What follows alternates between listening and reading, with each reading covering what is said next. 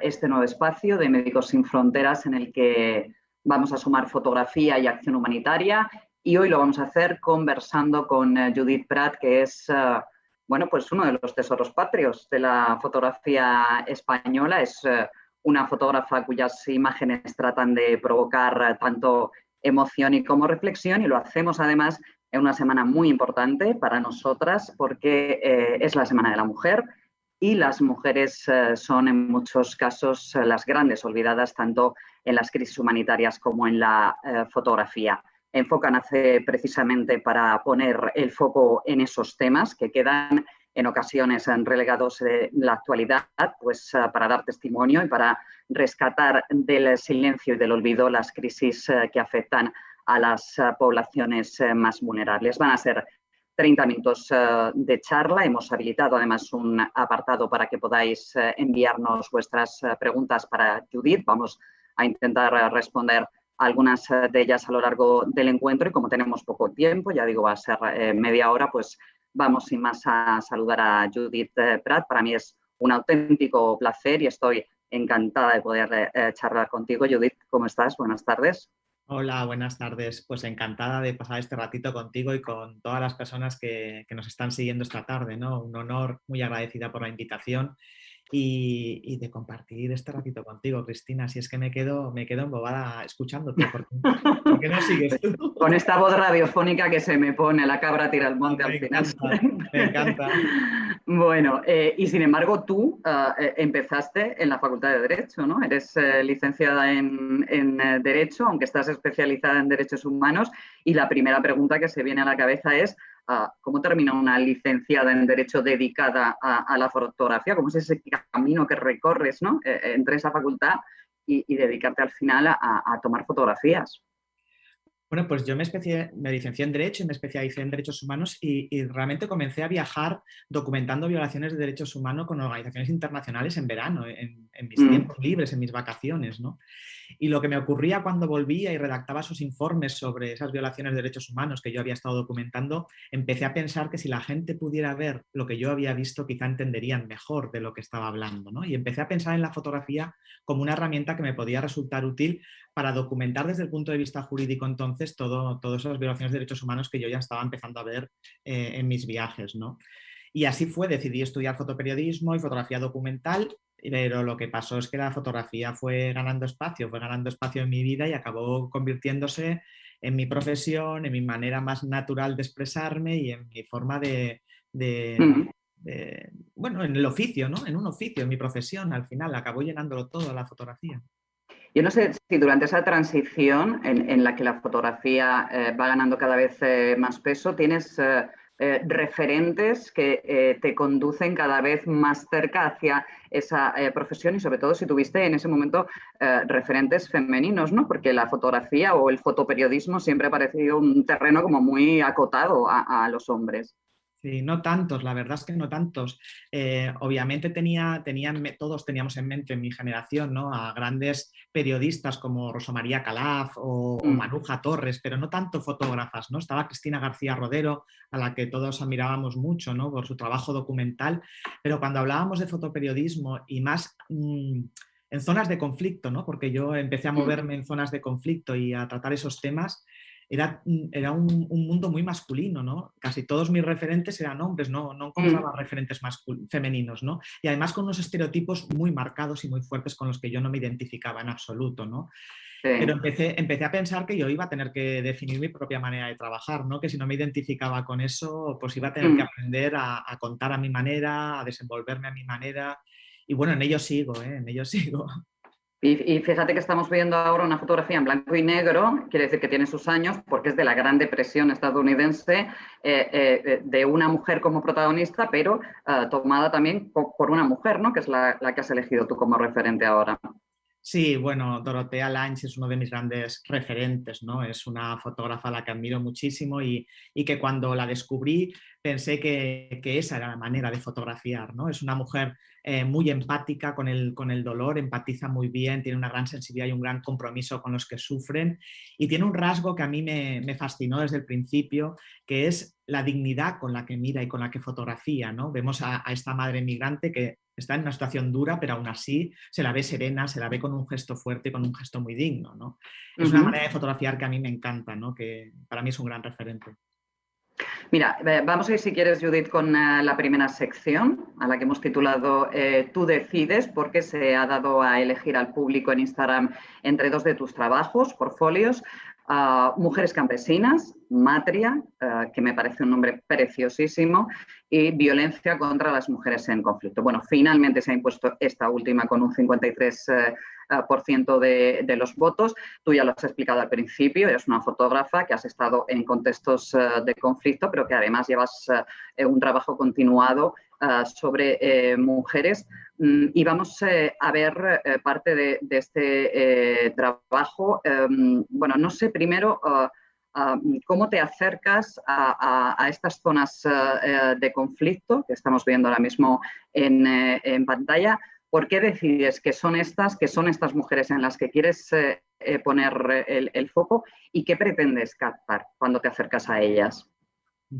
Yo nunca he hecho temas específicamente de mujeres, ¿no? Pero sea cual sea el contexto que esté documentando, el tema que esté documentando, siempre he vuelto la mirada a ver qué ocurría con ellas, ¿no? Y en los conflictos fue así, ¿no? No era premeditado fotografiar a las mujeres en los conflictos. Yo me acercaba a cubrir esos conflictos en el caso de la República Democrática del Congo o la violencia de Boko Haram en Nigeria, que son las imágenes que estás viendo. Pero claro, cuando volvía la mirada a las mujeres, enseguida me di cuenta que las mujeres sufrían una cascada de violencias, ¿no? Yo empecé descubriendo dos muy rápidamente, la violencia general del conflicto y la violencia sexual como arma de guerra, que se utiliza contra las mujeres en conflictos muy distintos, en contextos muy distintos, pero en todos existe esa violencia sexual contra las mujeres. Luego descubrí enseguida una tercera violencia, que era el estigma que además pesaba sobre las mujeres que habían sufrido esa violencia de género, o sea, de violencia sexual, que muchas veces eran repudiadas por sus propias sociedades o familias.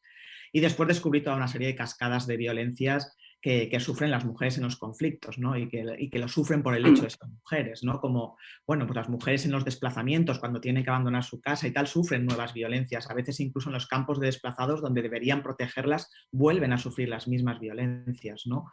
O en el caso de Nigeria, ¿no? Boko Haram se ha caracterizado por secuestrar niños en el colegio y el efecto inmediato que eso ha supuesto ha sido que las familias saquen a las niñas del colegio, ¿no?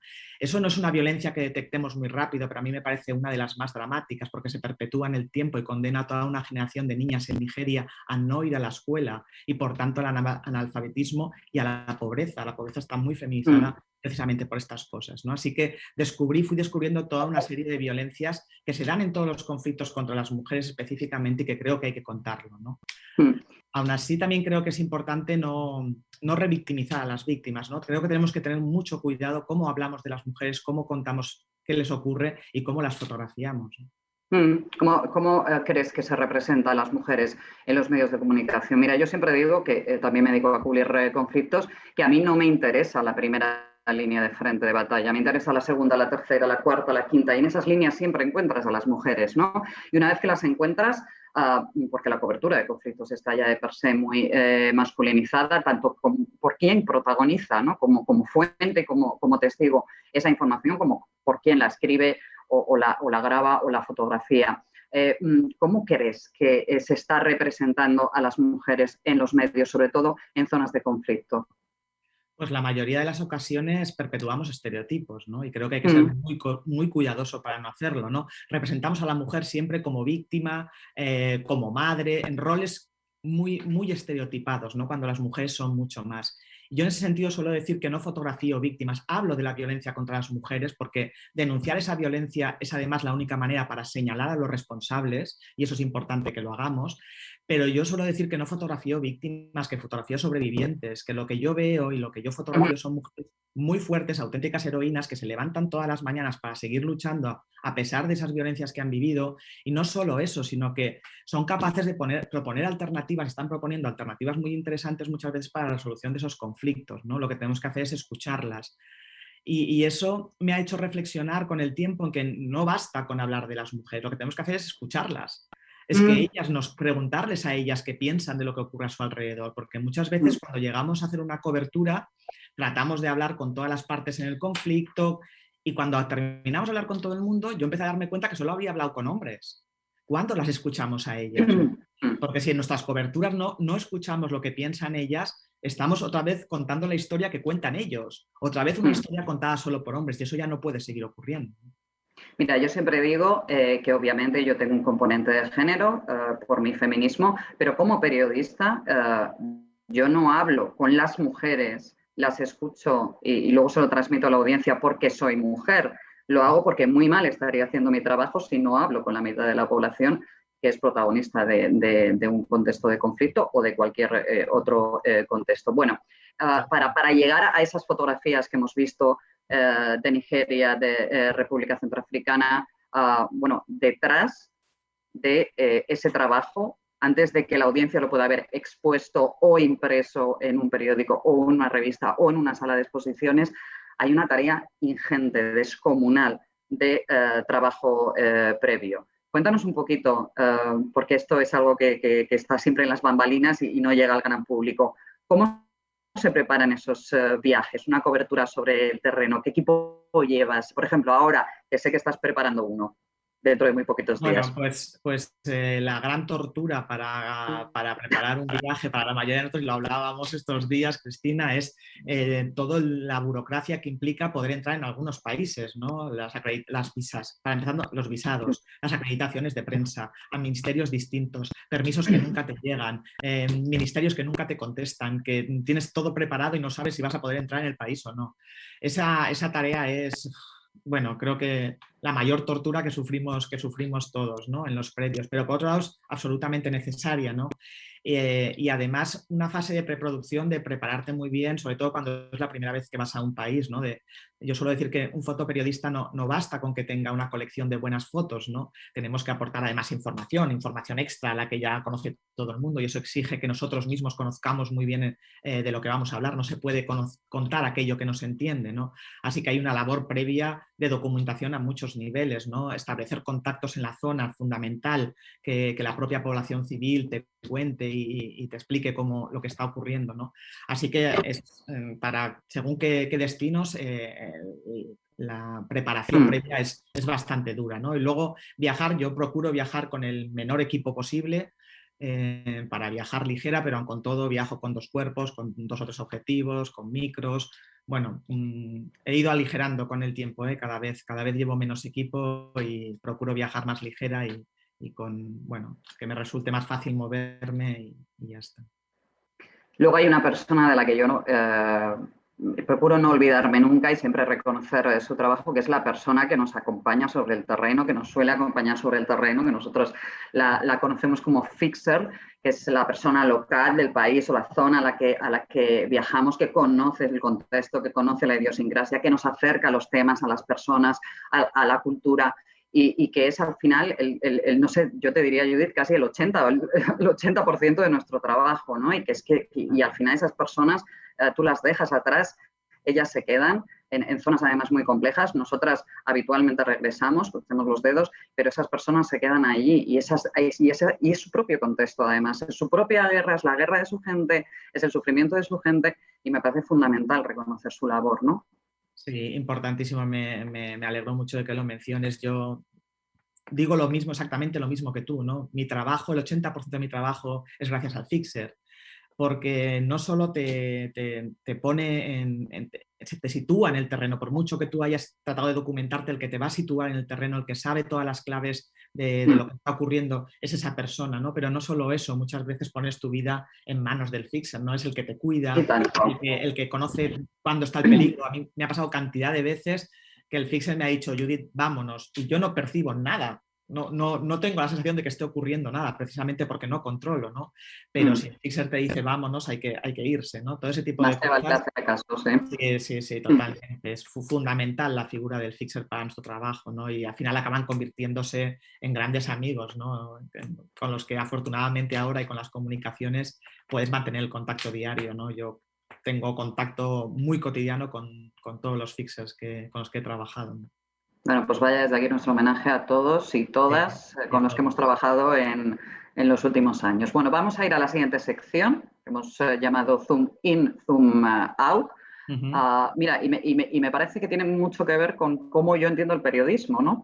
Como círculos concéntricos de un primer plano, de una historia personal, ir abriendo el foco para tener una visión más global, ¿no? E introducir allí el contexto. No sé si eso pasa también con la fotografía. Vamos a ver otro de tus trabajos impresionante, el de a Ciudad Juárez, y ya lo están viendo en pantalla, y comentar un poco qué hay detrás de esa imagen, porque precisamente yo creo que simboliza mucho lo que estamos contando, ¿no? Cómo está el primer plano de esta madre y lo que hay en segundo plano es tan importante. Cuéntanos un poco. Sí, bueno, pues estáis viendo a Patti Ramírez. Eso es Ciudad Juárez, como sabéis, Ciudad Juárez es tristemente conocido por el alto índice de feminicidios, esa lacra que sufrimos en todo el mundo, pero en Ciudad Juárez de una manera muy especial, para que os hagáis una idea. Además, un fenómeno que está creciendo muchísimo otra vez en los últimos años, ¿no? En 2020 se asesinaron 184 mujeres en Ciudad Juárez, solo en la ciudad, un 25% más que en el año anterior. Bueno, pues Patti, que es la mujer que aparece en la foto, Patti Ramírez es la madre de Yanira, una niña que fue asesinada con 15 años en 2015, ¿no?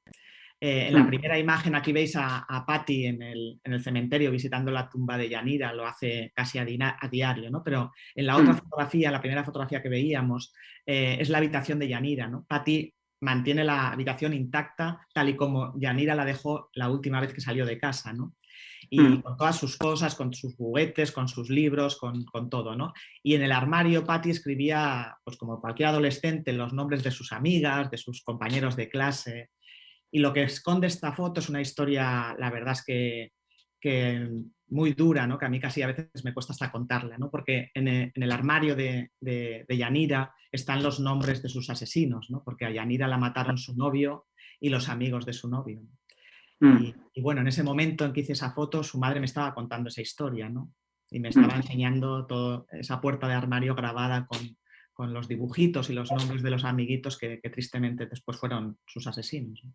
Bueno, todo lo que puede llegar a contar una fotografía, ¿eh? Fíjate ahora con esta imagen que estamos viendo, la narrativa que tiene y cada detalle te cuenta una parte distinta de la historia. Bueno, vamos con el tercer bloque, la tercera sección, las fotos, no, antes y después. No, estamos en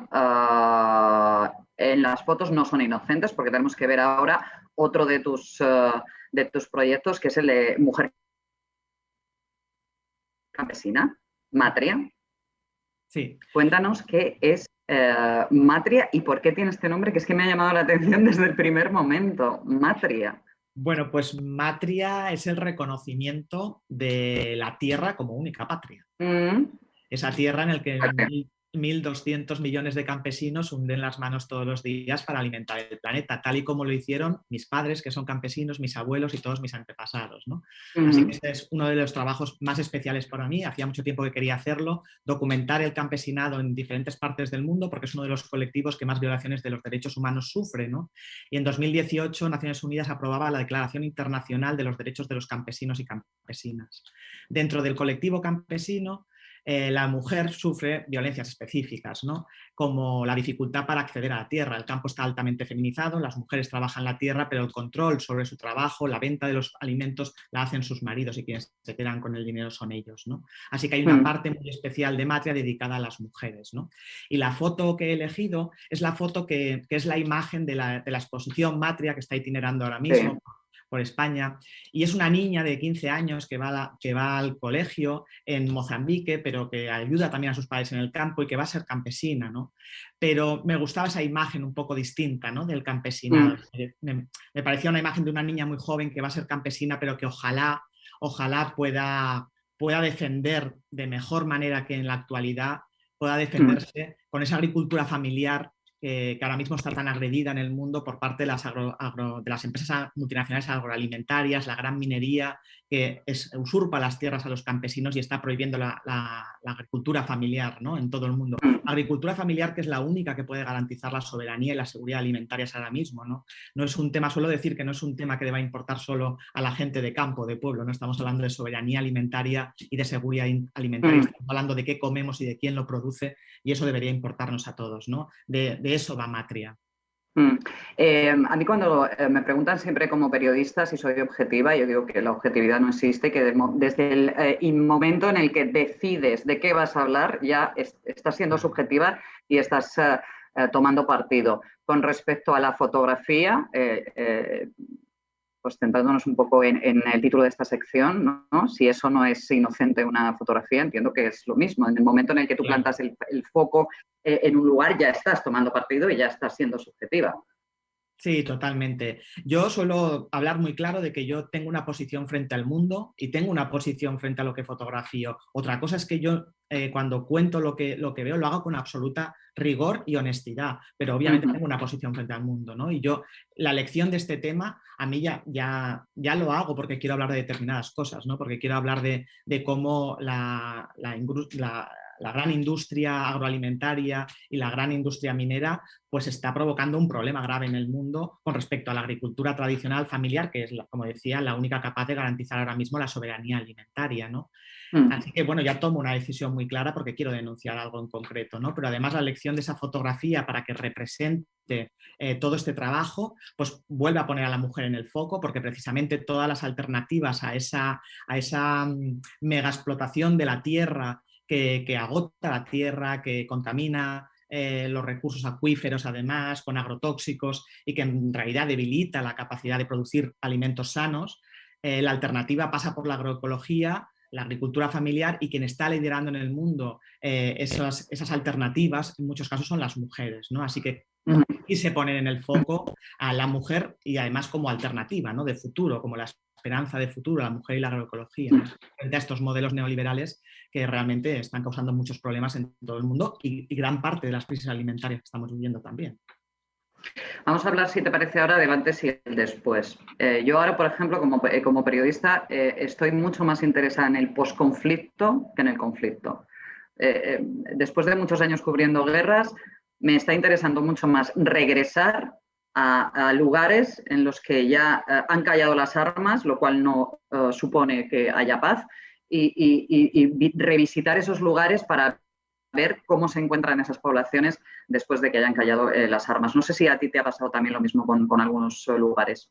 Coincido absolutamente contigo, Cristina. De hecho, creo que no hay ningún tema o ningún país que no haya revisitado, ¿no? Primero porque me ayuda la perspectiva, cuando ha pasado un año, cuando han pasado dos, me ayuda a entender mejor, ¿no? Cómo evolucionan las cosas. Creo que da mucho más contexto y ver la evolución, ¿no? Y segundo, por lo que dices, ¿no? Normalmente cuando el conflicto se decreta oficialmente que ha terminado, de ahí desaparecemos todos, ¿no? Y lo que ocurre después es tan interesante y tan importante contarlo como lo que ha ocurrido durante el conflicto, ¿no? En ese sentido, yo, por ejemplo, Yemen es uno de los países y de los temas que quiero recuperar en cuanto pueda, ¿no? Pero es un país en el que desgraciadamente es muy difícil entrar y al que es muy difícil acceder, ¿no? Yo pude entrar en el país en 2018 después de casi 2 años de papeles y de burocracia para conseguir entrar, pero no he podido volver a entrar desde entonces, ¿no? Y creo que es muy importante, es un agujero negro ahora mismo, ¿no? Yemen es la crisis humanitaria más grave del planeta, según la ONU, en los últimos 100 años. Sufre una hambruna devastadora la población. Se considera que el 90% de la población sobrevive gracias a la ayuda humanitaria después de 6 años de guerra y además un apagón informativo brutal porque el único aeropuerto del país abierto lo controla Arabia Saudí, que lidera una de las partes en el conflicto y no se puede acceder, ¿no? Sin un permiso militar de Arabia Saudí. Es imposible, aunque la embajada yemení te conceda el visado, tú no puedes entrar, ¿no? Así que es complicadísimo entrar para los periodistas extranjeros y prácticamente imposible para los locales, ¿no? Porque están sometidos a muchísima presión y bueno, es una de mis obsesiones es volver a Yemen, ¿no? De hecho, había conseguido otra vez tener todos los permisos en regla cuando se decretó la pandemia, iba a viajar ahora mismo por estas fechas y tuve que cancelarlo, obviamente, pero bueno, he reactivado otra vez todo para hacer lo posible para volver a entrar en Yemen. No creo que tenemos que ser capaces de derribar esos bloqueos e informar, ¿no? Es un país que, tristemente, con una importancia geoestratégica que es su mayor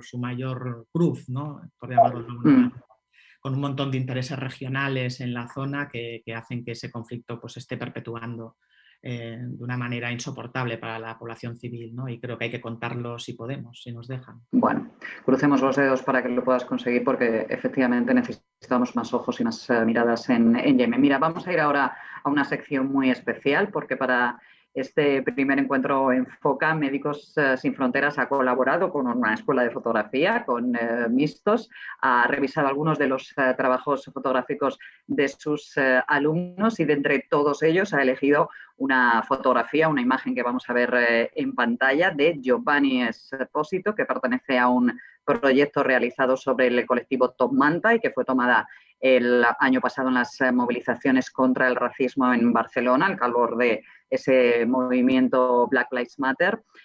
Bueno, pues para que puedas comentarnos un poco qué te parece esta imagen desde el punto de vista técnico y artístico, qué te sugiere y, en fin, tú como profesional, pues qué te gusta y qué se podría mejorar. Bueno, me gusta el tema ya para empezar, ¿no? Estamos viendo una foto, pero forma parte de un reportaje de Giovanni sobre el Top Manta en Barcelona, ¿no? Y me parece muy interesante poner el foco ahí, ¿no? Porque además se está viendo un movimiento muy interesante en torno a los Top Manta, ¿no? En casi toda España y creo que hay que contarlo, ¿no? Que hay que contar lo que están haciendo, más allá de las persecuciones policiales que hemos vivido contra ellos en los últimos años. Creo que ahora han sabido darle la vuelta a eso y proponer una alternativa muy interesante, ¿no? Y por otro lado, esta fotografía técnicamente me gusta, ¿no? Es una manifestación, pero la vemos desde un punto de vista que no siempre vemos, ¿no? Vemos como un detalle, como, bueno, y esa mirada, esa cara entre la gente, ¿no? Que nos da la sensación, pues, como de que lo están protegiendo de alguna manera o que, bueno, de entre toda la maraña y la confusión que puede haber en una manifestación, pues, bueno, se ve como cierta unidad, ¿no?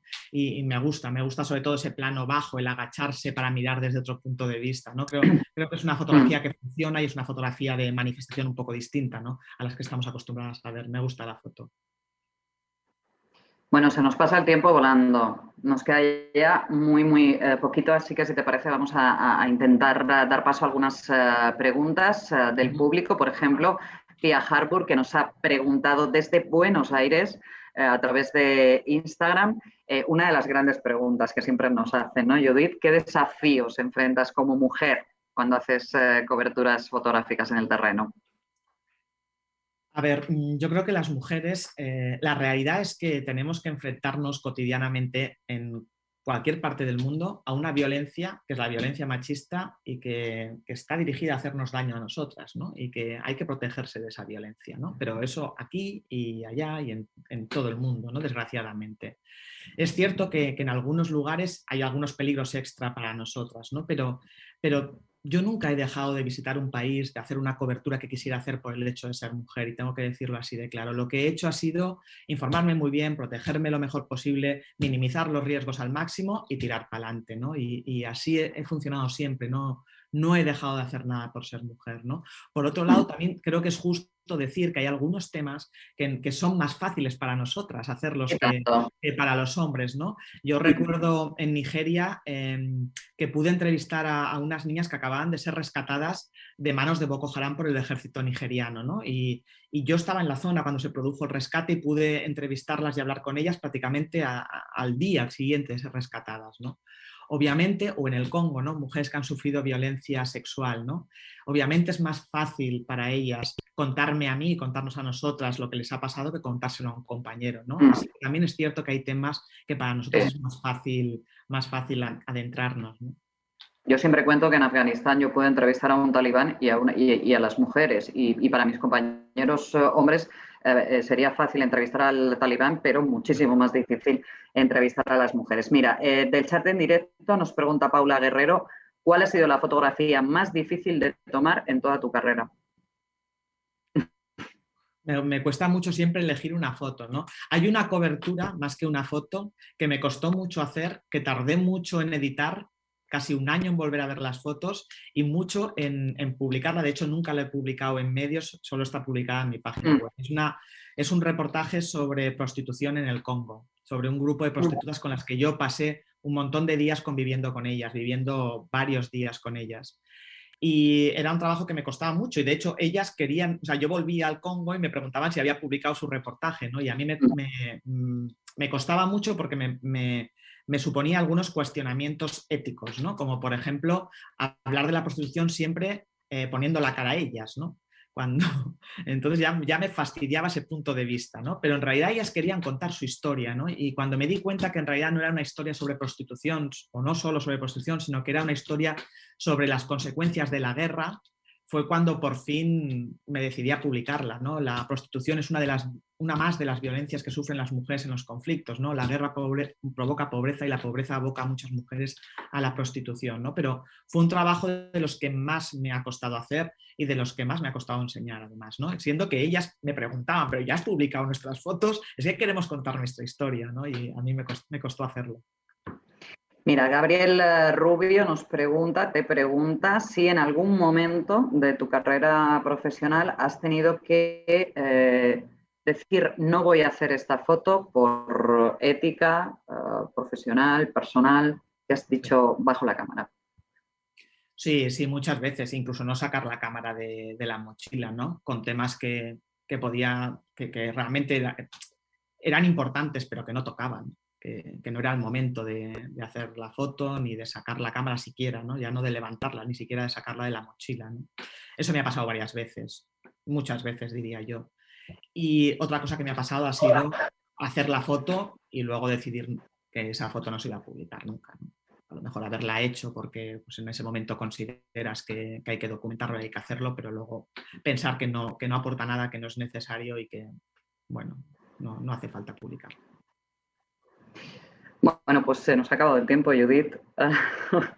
Yo la verdad es que me pasaría 2 horas y media más hablando contigo, pero te voy a Igualmente. dar las gracias sobre todo por abrirnos esta ventana, esta pequeña ventanita de media hora a tu trabajo inmenso y absolutamente necesario, también un poco a tu forma de entender el fotoperiodismo, la vida, tus principios y un poco también tu corazón y tus sentimientos y tus emociones. Muchísimas gracias, de verdad ha sido un placer. Gracias, Cristina, por acompañarme esta tarde, por compartir este ratito de charla. Ha sido un placer. Y a todas y a todos los que nos estáis viendo, muchas gracias por pasaros por aquí y por dedicarnos este ratito. Gracias.